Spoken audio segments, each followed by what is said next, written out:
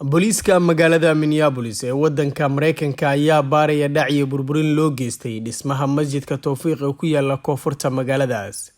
Bulshada Muslimiinta ah ee Minnesota ayaa wajahaya weerar aan horey loo arag oo ka dhan ah masaajida. Barasaabka gobolka Minnesota oo ka hadlay weerarkaas ugu dambeeyay ayaa bartiisa Twitter ka soo dhigay fariin uu ku sheegayo in dadka gobolka Minnesota ay taageersan yihiin Muslimiinta. Toddobaadkan waxaa si xun loo weeraray oo loo burburiyay masjidka Tawfiiq ee Minneapolis, waxaana laga xaday $10,000 oo masjidka loogu deeqay.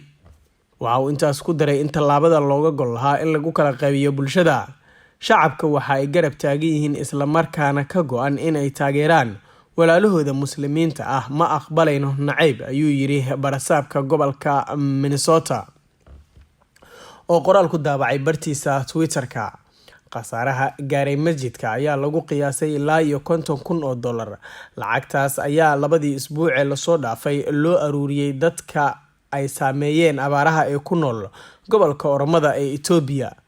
Muuqaal ay duubtay kaamirada CCTV ayaa muujinaya burburka soo gaaray masjidka Tawfiiq.